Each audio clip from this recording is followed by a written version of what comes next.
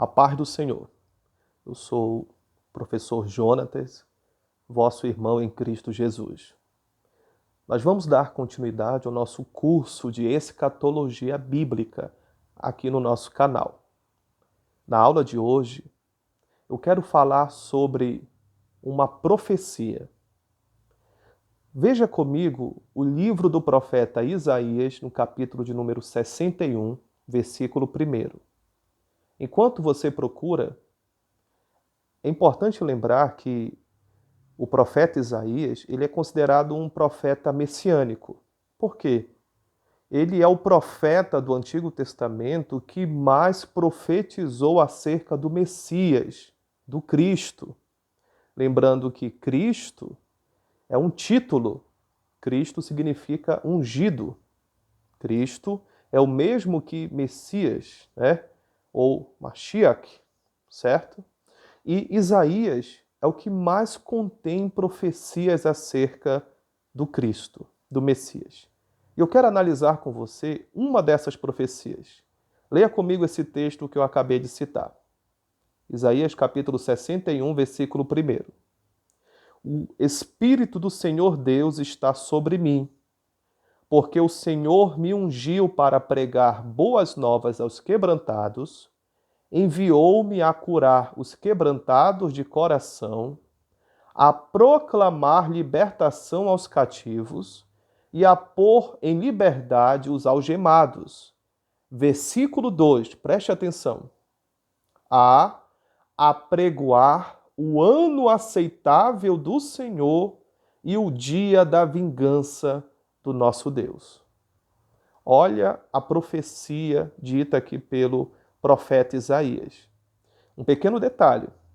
Essa profecia, ela foi dita cerca de 700 anos antes do Senhor Jesus nascer. A pergunta que eu lhe faço, esta profecia se cumpriu? Até porque nós já vimos nas aulas anteriores que o objetivo da escatologia, que é a doutrina das últimas coisas, é estudar acerca de eventos proféticos. Nós vamos estudar aqui numa sequência de aulas profecias cumpridas e profecias não cumpridas. A pergunta que eu faço, esta profecia aqui já se cumpriu? Vá comigo no Evangelho de Lucas, abra sua Bíblia, Evangelho de Lucas, capítulo 4, versículo 16. Diz assim um texto sagrado: Indo para Nazaré, onde fora criado, entrou num sábado na sinagoga, segundo o seu costume, e levantou-se para ler. Alguns detalhes aqui eu preciso falar. Por exemplo, Jesus ele foi para Nazaré. Jesus nasceu na cidade de Belém de Judá, um pouco abaixo da capital, Jerusalém. Porém, ele foi criado no norte de Israel, na região chamada Galileia. A palavra Galileia, ela significa círculo. Ela é derivada de uma palavrinha chamada Galil, que significa círculo, anel. Por quê? A região da Galileia era uma região que tinham pequenas cidades, cerca de 10 cidades, que ficavam ali formando um círculo em torno do mar da Galileia. Ali tinha Naim, Cafarnaum, mas eu queria chamar sua atenção para a cidade de Nazaré, que era uma cidade muito pacata, muito pequena. Inclusive, a cidade de Nazaré nem era mencionada, por exemplo, nos livros de geografia daquela época, sendo que nem existiam livros, né? Mas ela não era mencionada na geografia de Israel, a cidade de Nazaré. Era uma cidade muito insignificante, considerada assim em Israel, principalmente pela elite que ficava em Jerusalém, na capital de Israel. Então Jesus, ele cresceu ali em Nazaré, a sua infância, a sua adolescência, a sua juventude, o início da sua fase adulta foi ali em Nazaré. E ele, por ser judeu, ele orava 3 vezes ao dia, ele frequentava a sinagoga. A palavra sinagoga significa estar juntos, aprender juntos.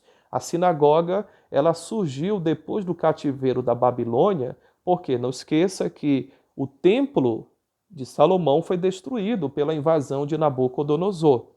Quando os babilônicos entraram em Israel, na capital Jerusalém, por volta do ano 605 a.C., eles destruíram o templo. E Israel foi levado cativo para a Babilônia, e ali passou 70 anos, e ali naquela região eles elaboraram uma ideia de estarem juntos para meditar na lei do Senhor, para adorar, para cultuar ao Senhor, ao Deus de Abraão, Isaque e Jacó, o Deus de Israel, o Senhor deles. Ali criou-se a ideia de sinagoga. Depois do cativeiro da Babilônia, surgiram muitas sinagogas. E a sinagoga é muito parecida com a nossa igreja local. Por quê? Na sinagoga eram feitas leitura da palavra, explanação, uma pregação de uma parte da Escritura, eram feitas orações, louvores e contribuições. A sinagoga dos judeus é muito parecida com a nossa igreja local. Tanto que, quando você vai na carta de Tiago, você vê Tiago falando para aqueles irmãos, para aquela igreja, né, que sobre o formato da sinagoga. Em Tiago, capítulo 2, ele fala, quando alguém entrar na sinagoga de vocês, então ele compara ali a igreja com as sinagogas dos judeus. Até porque, irmãos, é até importante falar, a carta de Tiago é considerada talvez o primeiro trabalho do Novo Testamento. Existe uma discussão ali, alguns dizem que a carta de Tiago foi o primeiro escrito do Novo Testamento. Porém, vamos voltar aqui nesse texto em Lucas capítulo 4. Jesus, ele entra na sinagoga no sábado, o dia sagrado para os judeus, certo? E ali, como era seu costume, ele se levantou para ler. Interessante que naquela época, quando chegava um rabino, um mestre, era comum passar a oportunidade para ele ler um texto da palavra e explicar. Assim como acontece nas nossas igrejas. Geralmente, quando chega algum pastor, algum obreiro, né? E nós vamos dar oportunidade a ele para ministrar a palavra do Senhor. Foi o que aconteceu aqui. Agora preste atenção no texto que o Senhor Jesus vai ler. Versículo 17. Então lhe deram o livro do profeta Isaías. É interessante que ali era um rolo, porque o livro, nesse formato como temos hoje, não existia. Ok? Aqui era um rolo, um pergaminho. E ele abriu o pergaminho e achou. Perceba como Jesus era bom de Bíblia, né? Ele achou o lugar onde estava escrito. Lembrando que a Bíblia não era dividida nem em capítulos, nem em versículos nessa época. Essa divisão só foi acontecer na Idade Média. E olha a parte do livro do profeta Isaías que Jesus achou. E ele começou a ler. O Espírito do Senhor está sobre mim, pelo que me ungiu, para evangelizar os pobres, enviou-me para proclamar libertação aos cativos e restauração da vista aos cegos, para pôr em liberdade os oprimidos, versículo 19, e apregoar o ano aceitável do Senhor. No versículo 20, ele fecha o livro e devolve para o assistente. E todos na sinagoga estavam de olho nele, porque ele já tinha uma certa representatividade ali, né? E eles estavam querendo ouvi-lo, o que ele iria dizer. E no versículo de número 21, Jesus fala uma coisa inédita, porque até aquele dia, os judeus, né, era comum os judeus ouvirem os pregadores, os rabinos dizendo, olha, um dia vai chegar o Cristo, um dia o Espírito do Senhor vai vir sobre ele e ele vai curar, vai libertar, né? Ele vai apregoar o ano aceitável do Senhor e o dia da vingança. Era comum eles ouvirem as pregações do Antigo Testamento, mas naquele dia foi um dia único, foi um dia diferente, porque o Senhor Jesus vai dizer assim, hoje se cumpriu a Escritura que acabais de ouvir. Imagina o batimento cardíaco. Imagina como não ficou aqueles judeus ali naquela sinagoga. Eles estavam ouvindo que uma parte da Escritura, da palavra de Deus, estava se cumprindo ali, naquele dia, naquele lugar. Hoje se cumpriu. É interessante que Jesus, eu quero chamar sua atenção nesse momento para uma frase que está no versículo 19, Lucas capítulo 4. Apregoar o ano aceitável do Senhor. E Jesus fechou o livro. Mas espera aí. Se você voltar lá em Isaías capítulo 61, versículo 2, está escrito lá que o Messias iria apregoar o ano aceitável do Senhor e o dia da vingança do nosso Deus. Mas Jesus disse aqui em Lucas capítulo 4, versículo 19, que ele iria simplesmente apregoar o ano aceitável do Senhor. E cadê o dia da vingança do nosso Deus? O dia da vingança não é na primeira vinda, é na segunda vinda de Cristo. Quando ele voltar novamente, ele vai apregoar o dia da vingança. Na primeira vinda, ele veio apregoar apenas o ano aceitável do Senhor. E o que é o ano aceitável do Senhor? É esse período, eu quero chamar a sua atenção para esse momento. O ano aceitável do Senhor é esse período que vai desde a chegada de Cristo até o arrebatamento da igreja. O ano aceitável do Senhor é esse período de mais de 2.000 anos, que é chamado de a era da igreja.